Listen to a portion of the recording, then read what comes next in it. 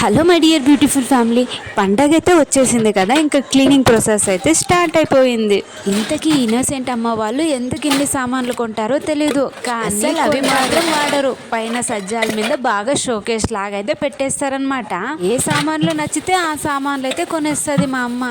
ఇవన్నీ సామాన్లు కడిగితే నీకు 1000 రూపాయలు ఇస్తాను అన్నాడు మా నాన్న. నేను సీరియస్ గా తీసుకొని ఇంకా కడగడం అయితే మొదలు పెట్టేశా. ఒకసారిగా ఒక్కొక్కటి బయట పోయే కొద్ది భయం వేస్తుంది. ఇన్నొట్టు సామాన్లు ఉన్నాయా కడగాల్సినవి అని. 2 months మాత్రమే అయింది ఇన్ని సామాన్లు అయితే కడిగేసి. మరి ఈ ఉగాదికి మాత్రం కడుగుతున్నాం. సంక్రాంతికి మొన్న కడిగాం కానీ మరి ఇప్పుడు కూడా రిపీటెడ్. ఇంకా అమ్మ కడిగితే ఇంకా అమ్మకి డస్ట్ అలర్జీ. ఇంకా అక్షి అక్షి అక్షి అంటూనే ఉంటుంది. నాకు కూడా డస్ట్ అలర్జీ, కానీ నేనైతే అమ్మ అంత నిదానంగా చాలా శుభ్రంగా అయితే కడగను. జస్ట్ లైట్గా కడిగేద్దాం అనేసి నేనైతే ఈ పనినైతే స్టార్ట్ చేశా.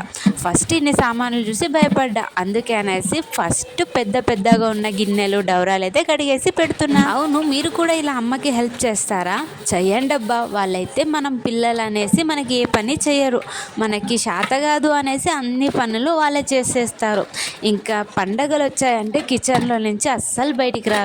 ఈ క్లీనింగ్, ఈ కిచెన్ పనుల వల్ల వాళ్ళ హెల్త్, వాళ్ళకి అస్సలు నిద్ర కూడా ఉండదన్నమాట.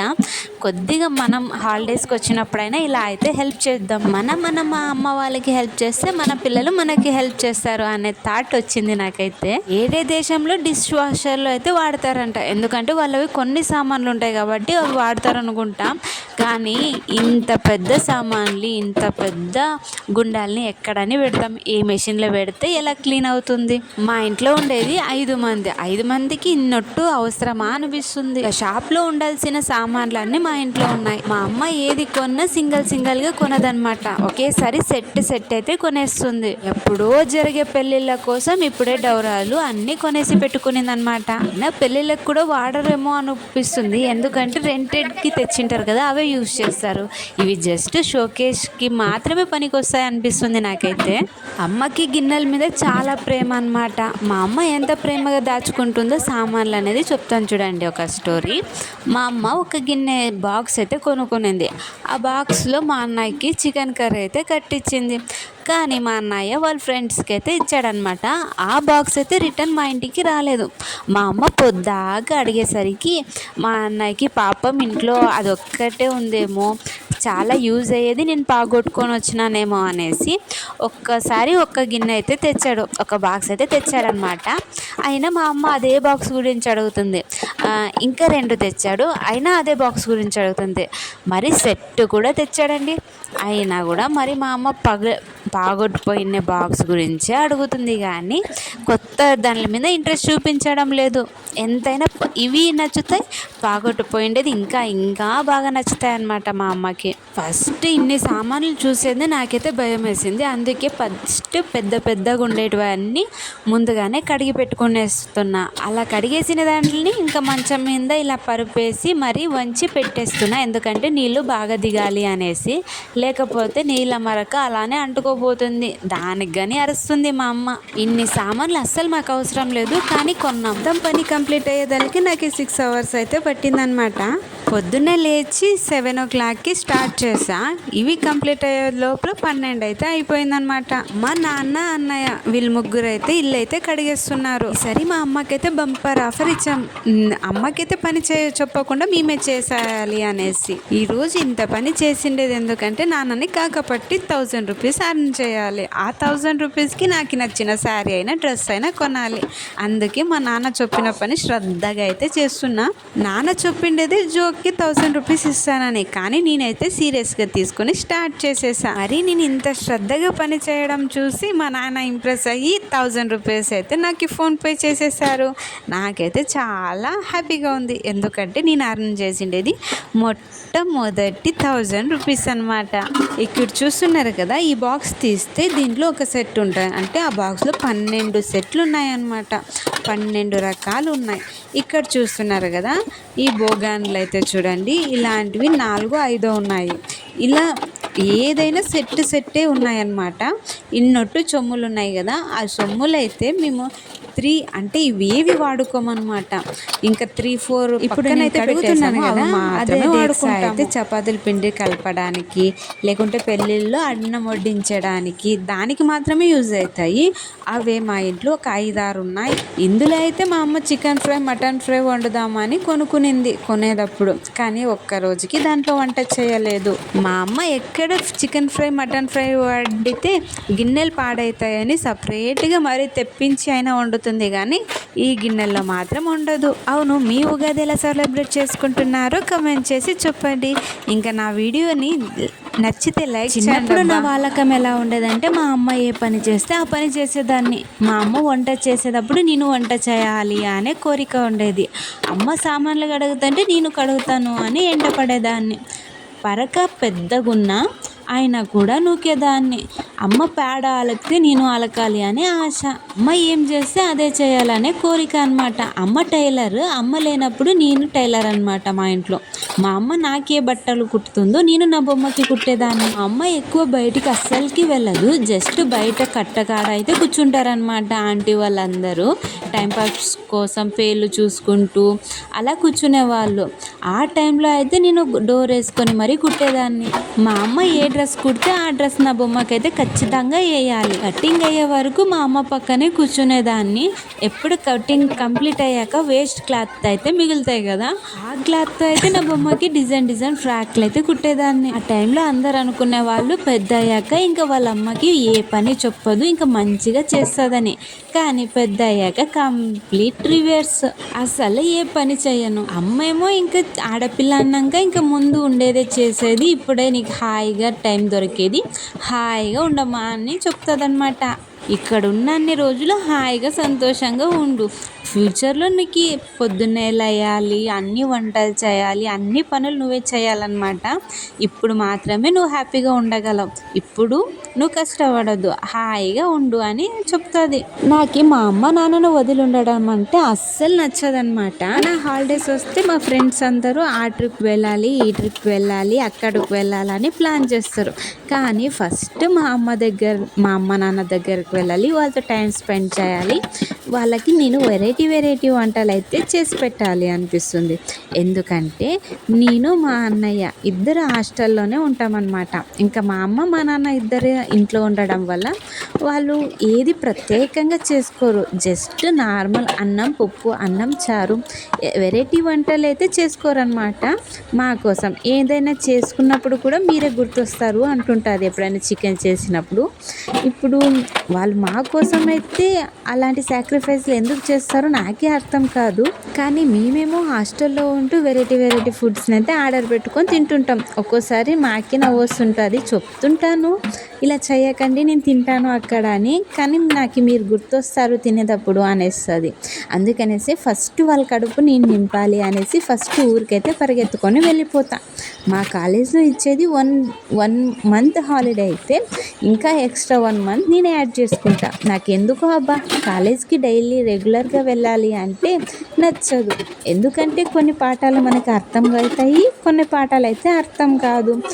అయినా మనం అర్థం చేసుకునే పాఠాలని ఎగ్జామ్స్లో పాస్ అవుతాము అనేది తప్పు కదా. కొందరిలో కొన్ని టాలెంట్స్ ఉంటాయి. అంటే కొంతమందికి ఎవరైనా ఏదైనా చాప్టర్ చెప్తే అది గుర్తుపెట్టేసుకొని ఇంక ఎగ్జామ్ వరకు గుర్తుంటుంది. కానీ నాకే అలా కాదు, నాది షార్ట్ టైం మెమొరీ అనమాట. కొద్ది కాలమే గుర్తుంటుంది. స్ట్రాంగ్గా గుర్తుకున్నా కూడా కొద్ది కాలమే అనమాట. అందుకే నేను ఎక్కువగా లాంగ్గా చదువుకోను. ఇంకా 1 మంత్ ఎగ్జామ్స్ ఉన్నాయి అనే టైంకి మాత్రమే చదువుకుంటానన్నమాట.